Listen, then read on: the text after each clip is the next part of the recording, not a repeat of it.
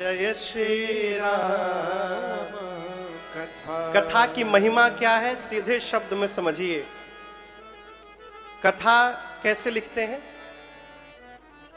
हिंदी में, अंग्रेजी में नहीं, हिंदी में कैसे लिखते हैं? क अथ में आ की मात्रा था, क्या हो गया? कथा। यदि इसको उल्टा कर दीजिएगा तो क्या होगा? थाक। थाक मतलब वो थाक नहीं है, हाँ, कपड़े का थाक। थाक यानी थकान। कथा की महिमा क्या है? जब हम और आप मन से कथा की शरण में रहेंगे तो ये कथा हमारे जीवन की थकान को समाप्त कर देगी। ये इसकी महिमा है। बिना कथा की शरण में आए जीवन की व्यथा समाप्त नहीं हो सकती। मैं आपको उदाहरण दे रहा हूं सुंदरकांड में। सुंदरकांड कौन कौन पढ़ता है आप में से? उसमें एक चौपाई है। हनुमान जी महाराज अशोक वाटिका में जब सीता मैया के ऊपर वृक्ष पर बैठकर और छुप करके राम जी की कथा गा रहे हैं, वहां एक चौपाई है। रामचंद्र गुण बरनय लागा, नीचे सुनत ही माता कर दुख भागा। वहां सीता लिखा है लेकिन हम माता गाते हैं। माई बाबूजी का बार बार नाम नहीं लेना चाहिए है? सुनत ही माता कर दुख भागा। कब भागा? जब हनुमान जी कथा गाने लगे तो कथा सुनकर मां का सारा दुख समाप्त हो गया। भगवत कथा ही मन को पुष्ट करने की औषधि है, इसके अलावा दूसरा कोई उपाय नहीं है। अभी मैंने आपसे कहा कि मानस जी में पहले वक्ता, दूसरे वक्ता, हम और आप ऐसा जानते हैं कि गोस्वामी तुलसीदास जी लिखे हैं, लेकिन आपको मैं निवेदन करूं, इस श्री रामचरितमानस में 4 स्थान पर कथा गाई जा रही है। 4 स्थान पर। मैं एक एक स्थान को लेके चल रहा हूं, बता रहा हूं, आप ध्यान से सुनिएगा तो सब यहां छप जाएगा जीवन भर के लिए। यहां इस सभा में वक्ता कौन है? वक्ता माने कथा गाने वाला। कौन है? राजन। श्रोता कौन है? आप सब लोग। मानस के पहले घाट पर, यहां 4 घाट हैं। तालाब के 4 दिशा में 4 घाट होती है ना नहाने के लिए, उसी प्रकार रामचरितमानस रूपी सरोवर में अपने जीवन को नहलाने के लिए 4 घाट बने हैं। हर घाट पर एक कथावाचक है और एक श्रोता है। मैं तो बड़भागी हूं, मेरे सामने इतने सारे श्रोता बैठे हैं। एक महापुरुष कहते हैं महाराज, श्रोता तो 1 ही 2 होते हैं, उसके बाद सब सोता होते हैं। अभी एक बड़े बड़े अच्छे महापुरुष हैं, शिव पुराण के वक्ता हैं, पूज्य श्री गिरी बापू जी, गुजरात के ही हैं। तो मैं अभी सूरत कथा गा रहा था, परसों तक मैं सूरत में था। तो एक दिन उनको मैं प्रणाम करने गया। बोले महाराज अभी तो बड़ा आनंद है। एक समय वो भी था कि कथा सुनने वो लोग आते थे जिनको कान से सुनाई नहीं देता था।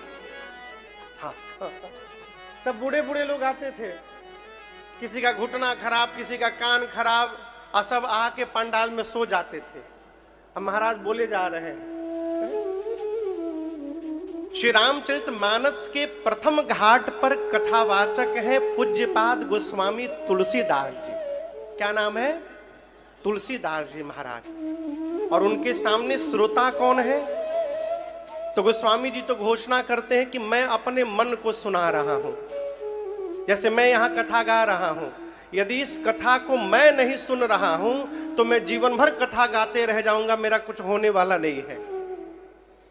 तो गोस्वामी जी ने पहले ही स्पष्ट कर दिया कि मैं क्यों गा रहा हूं। स्वांतः सुखाय तुलसी रघुनाथ गाथा, आशा निबंध मति मन जूल मातनो। गोस्वामी जी कहते स्वांतः सुखाय, मैं अपने अंतःकरण को सुखी करने के लिए कथा गा रहा हूं। हमसे एक हो गया 4-5 साल पहले एक प्रेस वाले, एक मीडिया के भाई ने कहा, महाराज आप बहुत बड़ा काम कर रहे हैं, आप जगत को सुधार रहे हैं। मैंने हाथ जोड़कर कहा, प्रभु मैं जगत को सुधारने के लिए कथा नहीं गा रहा हूं, कहीं हम लोग न बिगड़ जाएं इसलिए कथा गा रहे हैं। अब जिसको सुधरना होगा कथा सुन के सुधर जाएगा। गोस्वामी जी कहते अपने अंतःकरण को सुखी करने के लिए मैं कथा गा रहा हूं। तो श्रोता गोस्वामी जी का मन हो गया, अथवा बगल में गंगा जी है, काशी जी में, काशी जी आप गए हैं, काशी गए हैं आप लोग? बोलिए हाँ हाँ, कितना बढ़िया यमुना जी बहती है ना वहां पर। अच्छा गंगा जी हैं, तब गए हैं आप लोग। तो कई लोग यमुना जी महाराज हम सही बोल रहे हैं आप। गंगा जी श्रोता है अथवा संतों का समाज श्रोता है। और आप दर्शन करिए, इस भवन का नाम क्या है? गुगली गली, क्या नाम है? ब्रह्मपुरी। इस भवन का नाम क्या है? ब्रह्मपुर। अच्छा, गली का नाम गुगली गली है। अच्छा हाँ, ब्रह्मपुरी भवन का नाम है। उसी प्रकार गोस्वामी जी जिस घाट पर बैठकर कथा गा रहे हैं, है तो 80 घाट, लेकिन आध्यात्मिक दृष्टिकोण से उस घाट का नाम है शरणागति घाट। क्या नाम है? अब आप कहोगे महाराज इस घाट का नाम शरणागति घाट कैसे पड़ा? तो एकदम सीधा आप भाव समझिएगा। एक प्रश्न मैं पूछ रहा हूं, क्या आप लोग पहले कभी राम कथा सुने हैं? जो सुना है हाथ उठाए। हमसे नहीं, किसी दूसरे कथावाचक से। हाँ सुने हैं, कई लोग सुने हैं। क्या सभी कथावाचक एक ही जैसी कथा गाते हैं? क्यों? किताब तो एक ही है, ग्रंथ सब रामचरितमानस को ही पढ़ के गा रहे हैं, लेकिन कथा अलग अलग कैसे हो जाती है? इसका कारण है जिस कथावाचक का चित्त जैसा होता है, जिसका भाव जैसा होता है, जिसकी बुद्धि जैसी होती है, वो उसी में डूब के कथा सुनाता है। विरक्त महापुरुष से कथा सुनिएगा तो वैराग्य चढ़ जाएगा। ज्ञानी कथावाचक से कथा सुनिएगा तो ज्ञान से भर जाइएगा। कर्मकांडी वक्ता से कथा सुनिएगा तो क्या करना क्या नहीं करना इसी में रह जाइएगा। प्रेमी कथावाचक से कथा सुनिएगा तो भगवान के चरणों में प्रेम जागृत हो जाएगा। है उसी प्रकार गोस्वामी तुलसीदास जी शरणागति घाट के वक्ता हैं। किस घाट के वक्ता हैं? शरणागति घाट के। शरणागति समझते हैं आप लोग? शरणागति कहते हैं शरीर हमारा कहीं भी रहे, यदि हमारा मन भगवान में लगा हुआ है तो हम भगवान के शरणागत हैं। और आपको एक महामंत्र देता हूं, जीवन की 100 बीमारी की एक दवाई बोलूं? शरण में चलिए, शरण में चलिए। आपको बताऊं, इसके लिए कोई क्राइटेरिया नहीं है कि कौन भगवान की शरण में जाएगा कौन नहीं जाएगा। जो ज्ञानी होगा वही जाएगा, जो ज्ञानी नहीं है वो नहीं जाएगा, जो पढ़ा है वो जाएगा कि अनपढ़ जाएगा। पूरी दुनिया राम के पीछे दौड़ती है, राम जी शबरी जी के पीछे दौड़ के चले गए। पढ़ी लिखी नहीं थी शबरी। शरणागति हो जाने के बाद सारी समस्या समाप्त। अब भगवान के, और आपको बताऊं, छिपा करके नहीं जाना है, जैसे है वैसे पहुंच जाना है। किससे छिपाइएगा? भगवान नहीं देखेंगे का? आदमी के चेहरा पर दाग लग जाए तो आदमी ऐसा मेकअप कर लेता है कि पता नहीं चलता है दाग लगा है। सिर पर बाल नहीं है लेकिन नकली बिग लगा करके लोग पहुंच जाते हैं। भगवान सब देख रहे हैं, वो भी देखे कौन बिग लगाया है, कौन ऐसे आया है, किसके दाग लगा है, कोई कौन लपेट के पोत के आया है, भगवान सब जानते हैं। छिपाइए मत, भगवान के पास जाकर कहिए प्रभु दाग लगा है तो लगा है, हम अच्छे हैं चाहे बुरे हैं, तिलक लगाए हैं तो है तो आप ही के प्रभु, हम आपके हैं। आप हमको अपना मानिए चाहे मत मानिए, हम आपको अपना मानते हैं। स्वीकार कर लीजिएगा तो इस जीव का भी उद्धार होगा, और स्वीकार नहीं करिएगा, भगा दीजिएगा तो डोंट वरी, आप टेंशन में आ जाइएगा। भगवान पूछे हम कैसे टेंशन में आएंगे? तो बोला भगत कि यदि आप हमको भगा दीजिएगा तो अब तक तो पतला तिलक लगा रहा हूं, जिस दिन से भगाइएगा मोटा तिलक लगा के घूमूंगा, आवारा बन के घूमूंगा, और कोई पूछेगा कौन है तो आप ही द्वारिकाधीश का पता बताया करूंगा, उन्हीं का हूं मैं। किसी की संतान यदि आवारा बन के घूमे तो बेटे की नहीं जाती, पिता की जाती है। तो मेरी ना बनाइए, अपनी बचाइए नाथ। पूज्य बिंदु गोस्वामी जी कहते हैं, जो अब टाल दोगे मुझे अपने दर से, जो अब टाल दोगे मुझे अपने दर से, अब टाल दोगे मुझे अपने दर से, जो अब टाल दोगे मुझे अपने दर से, जो अब टाल दोगे, जो अब सभी लोग आइए,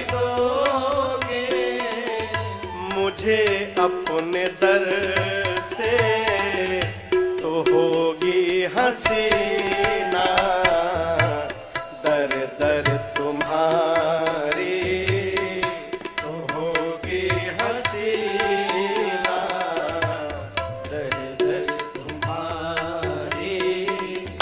बहुत दिन से ताली, बहुत दिन से ताली, सुनकर तुम्हारी शरण आ गया श्याम, सुंदर तुम्हारी शरण आ गया श्याम, सुंदर तुम्हारी।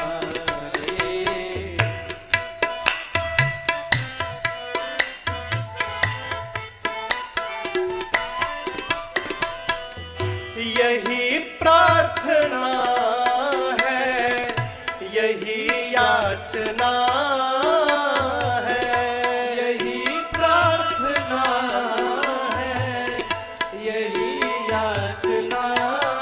हे प्रभु, यही प्रार्थना है, यही याचना है, यही प्रार्थना है, यही याचना है, यही प्रार्थना है, यही प्रार्थना है, और यही याचना है।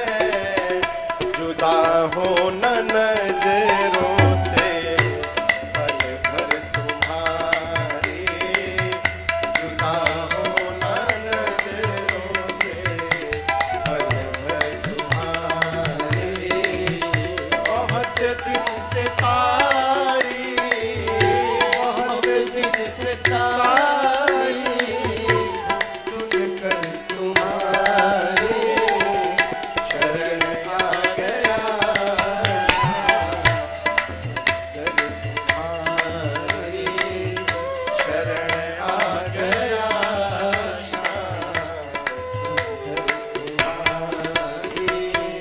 ये रचना पूज्य श्री बिंदु गोस्वामी जी महाराज की है। बहुत बड़े वक्ता हुए श्रीधाम वृंदावन के। आप लोग कौवा हाँ देखे होंगे, हाँ। दिल्ली में भी कौवा है भैया? अच्छा, काग भुसुंडी जी कौवा है, वो कथावाचक है, श्रोता बन करके मूल रूप से गरुण जी महाराज, पक्षियों के राजा विराजमान है। इस घाट का नाम है भक्ति घाट। जीवन में भक्ति कैसे मिलेगी और उसका क्या महत्व है, ये सब बात उत्तर कांड में काकभूषुंडी जी ने बताई है। ये मानस के 4 मूल घाट हैं। 5वां घाट पूज्य बाबू जी के संकल्प से आज द्वारिकापुरी में ये ब्रह्मपुरी भवन का ये भवन बना हुआ है। ये 5वां घाट, जहां ठाकुर जी ने वक्ता बना करके राजन को बिठाया है और श्रोता बन करके आप लोग बैठे हैं। मैं कौन सी कथा गाऊंगा? तो इन 4 घाटों पर कथावाचकों ने जो कथा गाई है, अपनी बुद्धि से मैं आपको यहां सुनाने का प्रयास करूंगा। ये मानस का परिचय था। सभी कथावाचकों ने महिमा गाई। क्यों? महिमा जान लेने के बाद प्रेम अपने आप बढ़ जाता है।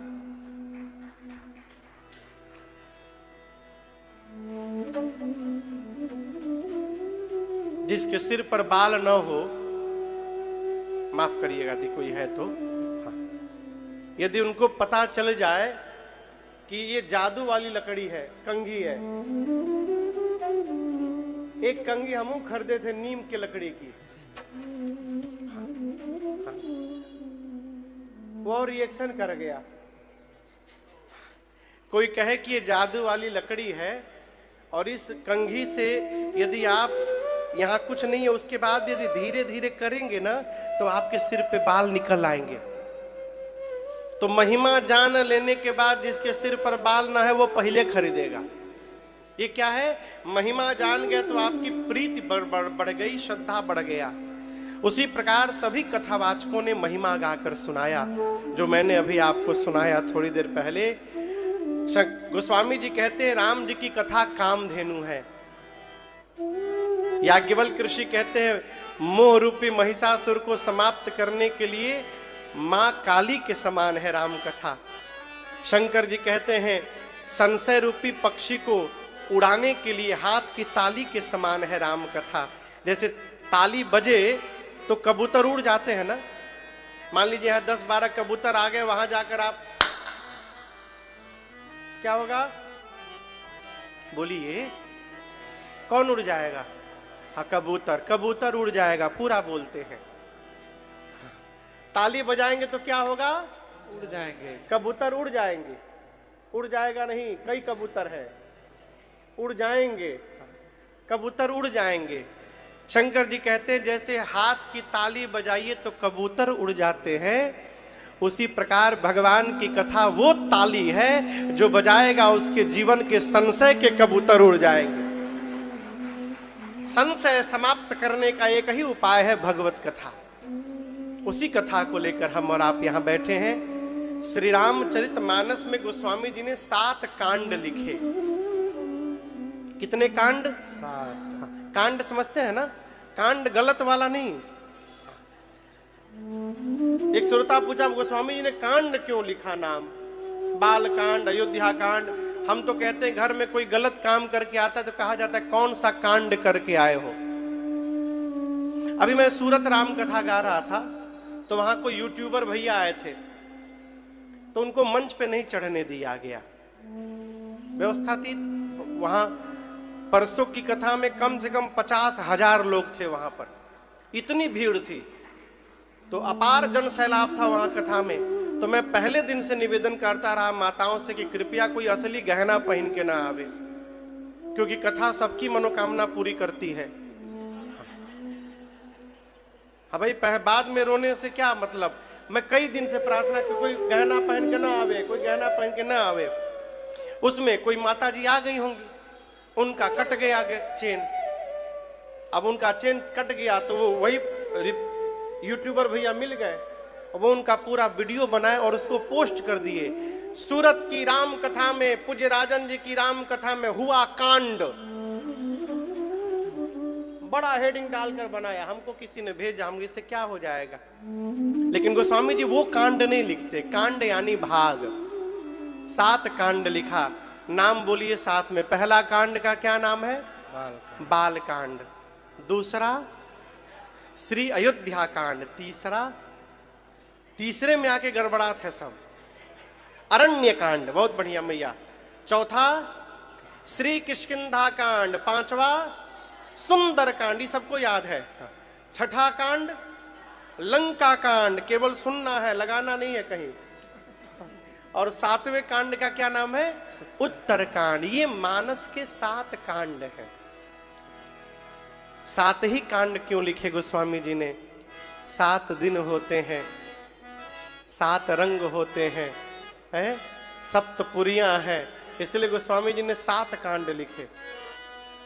और हर 7 कांड में से बाल कांड के प्रारंभ में भी गोस्वामी जी ने 7 श्लोक लिखे हैं।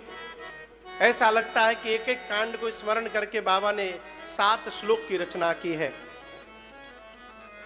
भगवान गणपति और मां सरस्वती को वंदन किए हैं, शंकर जी पार्वती जी को वंदन किए हैं, हनुमान जी महाराज वाल्मीकि ऋषि को वंदन किए हैं, सीताराम जी को वंदन किए हैं, ब्राह्मणों की वंदना किए हैं, गुरुदेव भगवान की वंदना किए हैं, संत समाज की वंदना किए हैं, और तो कहें गोस्वामी जी ने दुष्टों की भी वंदना की। देखिए, बुद्धिमान आदमी वही होता है जो घर में देखे कोई उत्पात करने वाला जीव है तो उसको पहले ही शांति करे। हम लोग घर में कोई पूजा करते हैं ना, तो याद रखिएगा पंडित जी महाराज नवग्रह की पूजा कराते हैं पहले, कहीं ग्रह लोग शांति बना के रखे।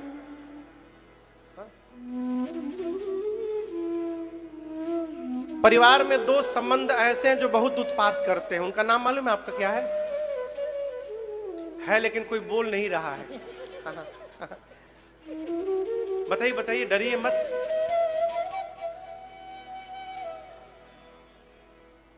एक संबंध का नाम है जीजा और दूसरे का नाम है भूतपूर्व जीजा, जो वर्तमान के फूफा रहते हैं। इन दोनों का काम रूठने का होता है बस। एक दामाद, एक ने कहा दामाद का क्या अर्थ है? जिसको देखने के बाद दम फूलने लगे। तो कई दामाद तो बड़े अच्छे होते हैं, लेकिन कई दामाद तो दैव के अवतार होते हैं, उनका काम ही जाके खिसियाना। तो आपके तो नहीं पता, हमारे यहाँ एक नियम होता है पूर्वांचल में, शादी विवाह में जो रिश्तेदार आते हैं ना, वो न्योता देते हैं, एनवेलप में पैसा अपने, उसका भी एक पूरा नियम, पूरा रजिस्टर मेंटेन किया जाता है। कौन कितना दिया है उसके घर पड़ेगा तो उतना ही देना है, बढ़ा के नहीं देना। तो उसको लिखा जाता है, और जो लिखता है ना वो बेचारा कोई फंक्शन अटेंड नहीं कर पाता। वो डायरी पेन लेकर रात भर लिखता है, फलाना पाने 501 रुपया ये गांव, लिखता है, बैग में पैसा रखता है, हर 1 घंटे बाद मिलाता है, कहीं कम तो नहीं हो गया है। तो जो बुद्धिमान ससुर जी होते हैं ना, देखते हैं कि दामाद उत्पात करने वाला है तो वो काम दामाद को पकड़ा देते हैं। अब दामाद क्या सोचता है कि पूरा कैश डिपार्टमेंट हमको संभालने को दिया गया, यानी महत्वपूर्ण व्यक्ति है। एक टेबल कुर्सी पंखा लगाकर डायरी पेन पानी का बोतल गिलास और एक बैग देकर उनको रख दिया जाता है। वो पूरी रात न्योता लिखते हैं और उनको ये नहीं पता चलता कि उनको फंसाया गया है, वो वहां फंसे रहेंगे, यहाँ सारा कार्यक्रम आनंद से निपट जाएगा। गोस्वामी जी ने दुष्टों की वंदना की, क्यों? कोई बाद में उत्पात न कर दे। इसका एक दूसरा कारण, गोस्वामी जी जब ये कह रहे हैं कि सिय राम मय सब जग जानी, करऊं प्रणाम जोरी जुग पानी। जब सिय राम में सब जग जानी कह दिया तो दुष्टों के भीतर भी सीताराम जी का दर्शन हो रहा है, इसलिए प्रणाम किया गोस्वामी जी ने। सबकी वंदना करने के बाद गोस्वामी जी कथा को तीर्थराज प्रयाग ले गए। आप लोग प्रयाग गए हैं कभी? अभी इसी वर्ष कुंभ लगा था, कौन कौन गया था नहाने? अच्छा, अच्छी बात। देखिए, हम दो तो थे ही वहां पर, कथा भी गाए हम लोग। ऐसे जब अवसर आए ना तो निकल करके थोड़ा घर से इसमें नहाना चाहिए।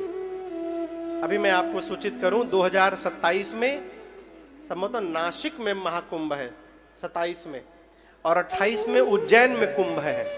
लगातार 2 साल 2 कुंभ मिलने वाला है, तो समय निकाल कर अवश्य जाकर गोता लगाइएगा। भगवत कृपा रही तो 9 दिन हम लोग दोनों जगह राम कथा भी गाएंगे, दोनों कुंभ में। तीर्थराज प्रयाग गोस्वामी जी कथा लेकर गए। आइए चौपाइयों को पढ़ते हैं। बाबा कहते हैं, भरद्वाज मुनि बसहि प्रयागा, भरद्वाज मुनि बसहि प्रयागा, तिनहि राम पद अति अनुरागा, तिनहि राम पद अति अनुरागा, तापस समदम दया निधाना, तापस समदम दया निधाना, परमारथ परम सुजाना, परमारथ पथ परम सुजाना, परमारथ पथ परम सुजाना, परमारथ पथ परम सुजाना। गोस्वामी जी कहते हैं, तीर्थराज प्रयाग में एक मुनि है जिनका नाम है श्री भरद्वाज जी। तपस्वी हैं, सम दम से युक्त है। सम जानते किसको कहते हैं? सम, सम यानी जिसका मन उसके बस में हो जाए। बात समझ में आ रही है? मन किसके बस में हो जाए? हमारे बस में। लेकिन है क्या? हम मन हमारे बस में नहीं है, हम मन के बस में है। 5:30 हो गया है, 5:30 ना हो, एक चाय मिल जाए तो आनंद आ जाए। मन हो रहा है चाय पीने का, अरे मन ने टेलीफोन यहां नहीं कर रहा है। ये ना समझ, मेरा हम उदाहरण दे रहे हैं, कथा छोड़ के चाय थोड़ी पिएंगे। अब हम कहते हैं मेरा मन हो रहा है, एक चाय मिल जाए ना आनंद आ जाए। अरे मन ने टेलीफोन किया क्या? किसने कहा मन हो रहा है? यही है, हम मन के बस में है। मन हमको जैसा चाहता है वैसा नचाता है, हम उसी प्रकार नाचते हैं। लेकिन भरद्वाज जी का मन उनके बस में है, वो जहां चाहते हैं वहां उनका मन जाता है। इसको कहते हैं सम। दम यानी इंद्रियां बस में हो जाए, उसको कहते हैं दम। भरद्वाज जी सम और दम से संपन्न है। कहां रहते हैं? पूछ रहा हूं। प्रयाग में। जोर से बोलिए, प्रयाग में। जोर से इसलिए बुलवाता ना, किसी को नींद भी आएगी तो भाग जाएगी। कथा में नींद बड़ी अच्छी आती है। जो घर में टिकिया खा के सोता है ना, वो कथा में बिना टिकिए के सो जाए। लेकिन आपसे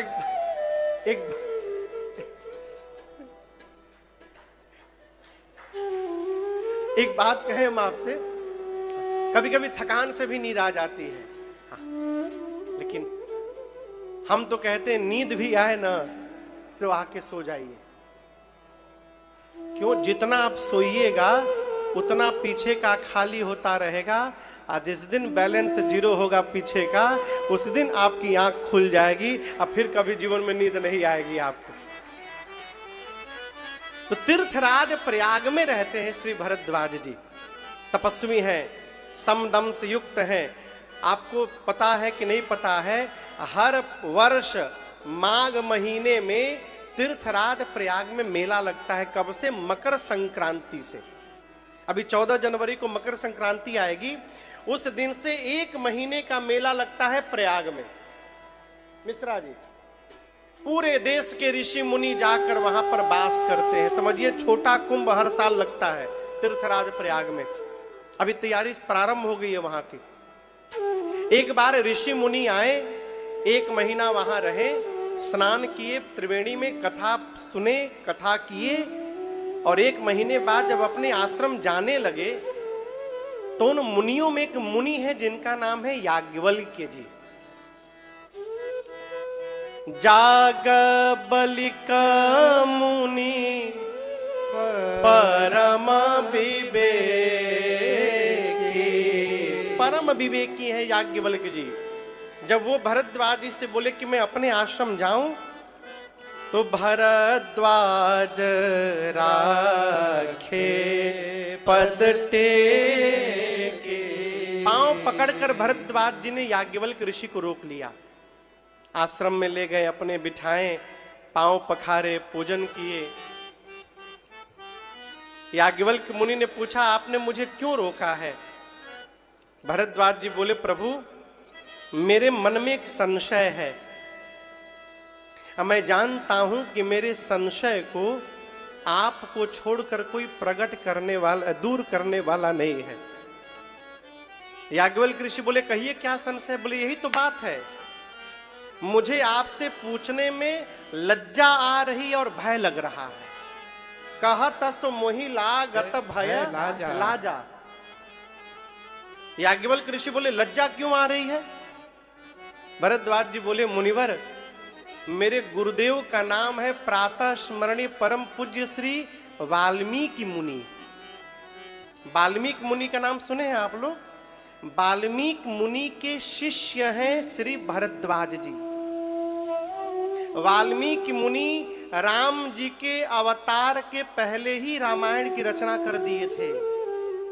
अभी राम जी अवतार नहीं लिए हैं, भविष्य देखते थे। वो आंख बंद करते थे, देखते थे, अब पूरी राम कथा राम जी के जन्म के पहले ही लिख डाले। उन वाल्मीकि मुनि के शिष्य हैं भरद्वाज जी।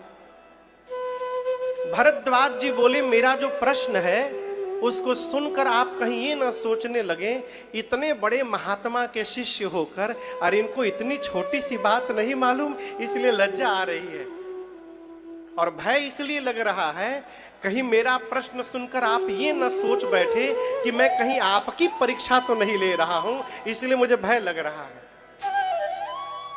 कई लोग प्रश्न का उत्तर जानते हुए भी पूछने आते हैं। अब तो कम हो गया मेरे साथ। जब मैं प्रारंभ किया था कथा ना, तो पूर्वांचल में जब मैं कथा गाता था तो लोग आते थे, हर कथा में 4-5 फूफा लोग पहुंच जाए प्रश्न करने। और उनका प्रश्न क्या होता था? सुदामा जी के पिताजी का क्या नाम था? भाई हमारा घर पोरबंदर में नहीं है, हम गुजरात से नहीं हैं, हम कैसे बताएंगे सुदामा जी के बाबूजी का क्या नाम है? इतने प्रश्न पूछे गए हमसे। हमने एक से पूछा, क्या उनका आधार कार्ड बनाना है आपको? SIR अपडेट कराना है, उनके पिताजी का नाम चाहिए, क्यों आप पूछ रहे हैं? सुदामा जी से मतलब रखिए। याज्ञवल्क्य ऋषि से भरद्वाज जी कहते, मुझे लज्जा आ रही है, भय लग रहा है। याज्ञवल्क्य मुनि बोले कि आप संकोच छोड़कर पूछिए, क्या पूछना है? भरद्वाज जी ने प्रश्न किया। आप जानते हैं क्या प्रश्न किया? किसी को पता है? पीछे एक बहन जी को पता है केवल। सीधा प्रश्न, राम कवन प्रभु पूछूं तो ही। क्या पूछा? राम कवन प्रभु पूछूं तो ही। भरद्वाज जी कहते, राम जी कौन है? क्या प्रश्न किया? राम जी कौन है? आप में से कौन है जिसको ये नहीं मालूम राम जी कौन है? किसी को पता है राम जी कौन है? कौन कौन जानते हैं? हम तो जानते हैं। आपको नहीं पता राम जी कौन है? आप राम जी के बारे में नहीं जानते, तो काहे नहीं बता रहे? यही तो जानना हुआ राम जी कौन है। ऐसा प्रश्न जो छोटा बच्चा भी जानता है, भरद्वाज जी पूछ रहे, मुनिवर राम जी कौन है? और आगे कहते हैं, एक राम को मैं भी जानता हूं, अयोध्या वाले महाराज दशरथ के पुत्र राम, जिनकी पत्नी का हरण हुआ और उनको क्रोध आया, इतना क्रोध आया कि जाकर युद्ध में रावण का अंत कर डाले। याज्ञवल्क्य ऋषि बोले, जब जान रहे तो पूछ क्यों रहे हैं? भरद्वाज जी बोले, मेरा प्रश्न ये है कि जिन राम जी को मैं जान रहा हूं, क्या शंकर जी भी इन्हीं राम जी का नाम जपते हैं? कि शंकर जी जिनका नाम दिन भर राम राम राम राम राम राम जपते हैं, वो कोई और राम जी हैं। अब मैं जिनको जानता हूं ये कोई और राम है। आप लोग बताइए, दोनों एक ही है कि अलग अलग है? बोलिए, एक ही है।